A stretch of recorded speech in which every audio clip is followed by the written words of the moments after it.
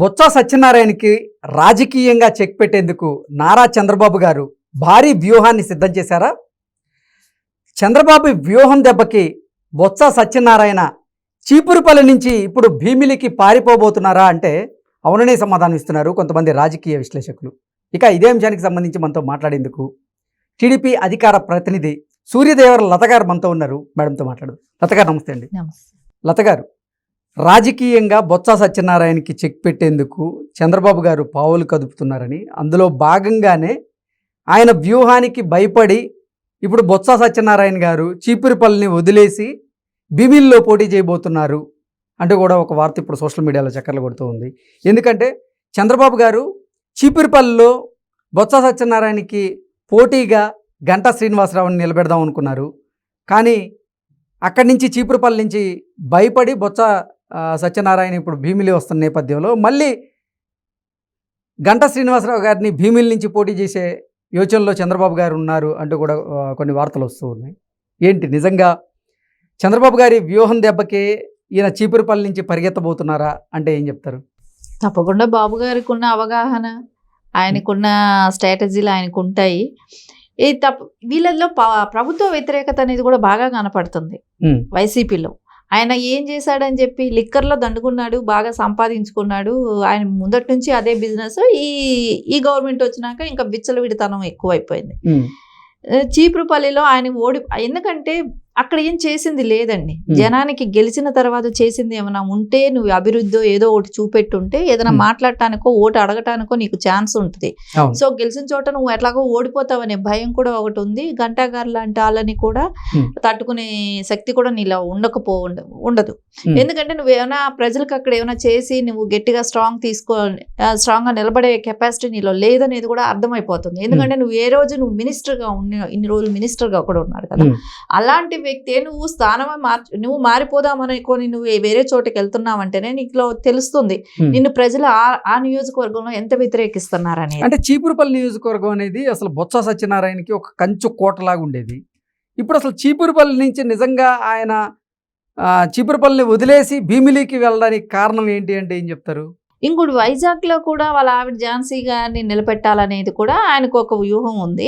So దాని planning కూడా చేస్తూనే ఉన్నాడు.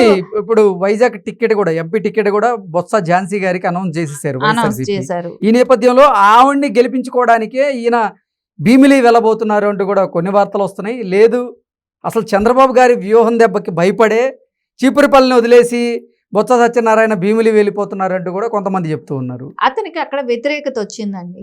చీపురుపల్లిలో వ్యతిరేకత వచ్చినాక నాకు ఇంకో ప్లాట్ఫామ్ కావాలి ఎక్కడ ఎత్తుక్కునేటప్పుడు ఇప్పుడు అధిష్టానాన్ని జగన్నే అడగటానికి ఛాన్స్ ఉంటుంది. నా భార్య ఎలాగో నేను అక్కడ ఝాన్సీ గారు అక్కడ ఎంపీగా పోటీ చేస్తున్నారు, నేను భీమిలిలో టికెట్ తీసుకుంటాను, నేను తీసుకోవటం మూలాన అక్కడ నేను క్యాడర్ రెడీ చేసుకోగలుగుతాను, నా భార్యకి నేను సపోర్ట్ చేసుకోగలుగుతాను, ఇలాంటివి ఏదో చెప్తారు కదండి. సో అది ఓడిపోతున్నాము అక్కడ చీపురుపల్లిలో అనేది చెప్పుకోకుండా ఇలాంటిది ఏదో పాలిష్గా ఏదో ఇంకొక మాట చెప్పుకుంటూ వచ్చి సీట్ అడిగి తీసుకోవటం, ఇంకా వాళ్ళ ఆవిడికి కూడా ఝాన్సీ గారికి కూడా సీట్ తీసుకోవటం. రానున్న ఎన్నికల్లో బొత్స సత్యనారాయణ గారు చీపురుపల్లి నియోజకవర్గంలో ఓడిపోవడం ఖాయం అని ఆయన భావించారా? అందుకే ఇప్పుడు ఆయనే భీమిలి అదే అర్థమవుతుంది కదా, మనకు కనపడుతుంది కూడా కదా అది. సో చీపురుపల్లికి నువ్వు ఈ ఒక్క మినిస్టర్గా ఉన్న స్థానంలో నుంచి నువ్వు వదిలేసి నువ్వు వేరే చోటుకు వస్తున్నావు అని అంటే ఎందుకు నువ్వు అక్కడ సరే అట్లా నువ్వు అనుకున్నప్పుడు నువ్వు ఆ స్థానంలో ఎందుకు వదిలేస్తున్నానని దానికి ఒక రీజన్ ఉందా? నిన్ను అక్కడ క్యాడర్ ఎందుకు నిన్ను భరించలేకుండా ఉంది? అక్కడ ఓడిపోతాడని తెలియటం మూలానే. సో బాబు గారు కూడా స్ట్రాంగ్ క్యాండిడేట్ ఇప్పుడు, ఎందుకంటే ఆయన మినిస్టర్గా ఉన్నారు, ఆయనకు ఒక స్ట్రాంగ్ క్యాండిడేట్ నిలబెట్టాలంటే గంటా గారిని తీసుకొచ్చి అక్కడ పెడదాం అనుకున్నారు. ఈ లోపల ఈయన ప్లేస్ మార్చుకున్నాడు.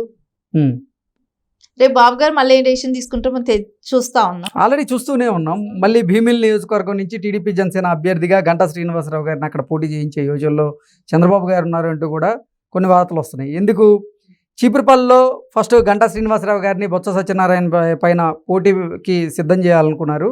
కానీ అది గ్రహించినటువంటి బొత్స సత్యనారాయణ భయపడి ఆయన భీమిలికి వెళ్ళారు. కాబట్టి గంటా శ్రీనివాసరావు గారిని కూడా భీమిలి నుంచే పోటీ చేయించే యోచనలో చంద్రబాబు గారు ఉన్నారు ఇప్పుడు అంటూ కూడా కొన్ని వార్తలు. అవును, ఒకవేళ అదే జరిగితే అసలు రాజకీయంగా ఇక బొత్స సత్యనారాయణ గారికి చెక్ పడినట్లేనా అంటే ఏం చెప్తారు? ఆయనకి నేను అనుకుంటున్నా ఇదే ఆఖరి రాజకీయ ఇది ప్లాట్ఫామ్ అవ్వచ్చు. ఎన్ని కావచ్చు అంటారు? అంతే. ఎందుకంటే అండి మనం చూసాం ఆయనకి అంటే కాంగ్రెస్ లో చేసినప్పుడు అప్పుడు పరిస్థితులు వేరే. కానీ ఇప్పుడు ఈ 5 ఏళ్లలో ఆయన చేసింది ఏమైనా ఉందా? ఆయన ప్రజలతో కోసం చేసింది ఏమైనా ఉందా? ఆయన నియోజకవర్గానికి ఏమైనా చేశారన్నా? ఒక మినిస్టర్గా నువ్వు మొత్తానికి ఏపీ దీనికి ఏమైనా చేసావా? లేదంటే 3 రాజధానులని జగన్ గారు లాంటి వాళ్ళు అంటున్నప్పుడు నువ్వు ఏ రకమైన ఆయనకి ఎలాంటి సజెషన్స్ ఇచ్చావు? నువ్వేం చెప్పావు? నువ్వు సీనియర్ పొలిటీషియన్గా ఉండి. సో ఏపీ మొత్తము ఇప్పుడు బొత్స గారు అనేది ఒక ఫస్ట్ నుంచి ఒక మార్క్ ఉంది ఆయనకంటూ. ఒక వాళ్ళ దీంట్లో ఒక శ్రీకాకుళం సైడ్ ఆయనకు ఒక మార్క్ ఉన్న నాయకుడు, విజన్ ఉన్న అంటే ఆయన మీద కొన్ని ఫ్యామిలీస్ కానీ కొన్ని చోట్ల వాళ్ళ ఇది ఉంది ఆయనకంటూ. అలాంటివి ఆయన ఒక్కసారైనా కూడా అమరావతి ఉద్యమం టైమే కానీ విశాఖ ఉక్కు కానివ్వండి ఇట్లా అట్లీస్ట్ అక్కడ వరకు వాళ్ళ వైజాగ్ పరిమితి కానీ శ్రీకాకుళం ఇలాంటి ప్లేస్లకైనా కూడా సరే విశాఖ ఉక్కు వెళ్ళిపోతుందని అన్నప్పుడు ఏదైనా ఒక మాట మాట్లాడా? ఒక్క స్టేట్మెంట్ ఇచ్చాడా? అంటే నీకు తెలీదా? నువ్వు ఇన్ని సంవత్సరాలు ఎప్పటి నుంచో నువ్వు మినిస్టర్గా చేసావు. అక్కడ ప్రజలు నిన్ను ఎన్నుకోబడ్డారు. అక్కడ జాబ్స్ పోతున్నాయి. లిక్కర్ ఎంత దారుణంగా ఇది ఏర్లై పారైంది అక్కడ. ఎలా ఋషికొండని అలా చేశారు, దాని గురించి అయినా చెప్పగలగా? అట్లీస్ట్ నువ్వు ఎదిరించలేకపోతే ఒక మెసేజ్ ఏమిద్దాం అనుకున్నావు? అక్కడ ప్రజలకు అర్థమవుతుంది కదా. నువ్వు ఏమీ చేయలేనప్పుడు డమ్మీగా ఉన్న వ్యక్తిని ఎందుకు ఎన్నుకుంటారండి ప్రజలు? డమ్మీ అవసరం లేదు, పనిచేసేవాడు కావాలి. పనిచేసేవాడు కావాలనుకున్నప్పుడు తప్పకుండా ఓడించి చూపెడతారండి. ఈసారి ఆయన ఎక్కడికైనా పారిపోనివ్వండి మూలకి. సో ఓటు అనేది ప్రజలు వేయాల్సిందే. అంతిమంగా ప్రజల చేతుల్లోనే ఉంటుంది రిజల్ట్ అనేది. సో ప్రజలు వేస్తేనే గెలుస్తాడు. సో ఆయన ఏ మూలకెళ్ళినా అక్కడ ఉన్న క్యాండిడేట్లకు భయపడే మూలకి తిరుగుతున్నాడు. తిరగనివ్వండి. అంటే మేడం చీపురుపల్లిలో బొత్స సత్యనారాయణ గారు పోటీ చేసినా, అలాగే భీమిలి నియోజకవర్గంలో బొత్స సత్యనారాయణ గారు పోటీ చేసినా, 2 చోట్ల ఎక్కడ పోటీ చేసినా ఆయన ఓడిపోవడం ఖాయం అంటారా మీరు చెప్పేదాని ప్రకారం? డెఫినెట్గా అండి. అంతిమంగా ఎవరైనా కూడా మనం ఆలోచించాల్సింది ప్రజల చేతుల్లోనే ఉంటుంది. ప్రజాభిప్రాయమే తీసుకుంటారు. ప్రజలు ఓడించడానికైతే చక్కగా ప్రతి పాయింట్ వైజాగ్కే కానీ శ్రీకాకుళంకే కానీ బొత్స గారు ఏం చేశారు, ఆ కుటుంబం బాగుపడ్డదే కానీ ప్రజలకు ఏ విధంగా ఎలాంటి వాళ్ళు ప్రజలకి విశాఖ ఉక్కు గురించే కానీ దేని గురించైనా వాళ్ళు ఏమైనా చేయగలిగారా లేదా అనేది ప్రజల అంతిమంగా రిజల్ట్ వచ్చి వాళ్ళ చేతిలోనే ఉంటుంది. మా లాంటి వాళ్ళ మేము చూస్తూనే ఉంటాము ఏం జరుగుతుంది అనేది.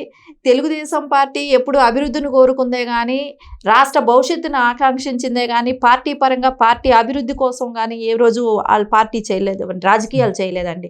రాష్ట్ర ప్రయోజనాల కోసమే ఫస్ట్ ఎప్పుడు తెలుగుదేశం పార్టీ ప్రజల పక్షాన నిలబడి ప్రజలకు ఏం కావాలి, సంక్షేమం కావాలి, విద్య కావాలి, ఆరోగ్యం కావాలి, ఇలా ప్రతిదీ కూడా ప్రజల కోసం పనిచేసిన పార్టీ. కాబట్టి తెలుగుదేశం పార్టీ ఎక్కడ ఏ స్థానంలో అయినా కూడా మనకు నాయకులు ఉన్నారు. ఆయన ఏ మూలకెళ్ళినా చెక్ పెట్టడానికి రెడీగా ఉన్నారండి. ఓకే.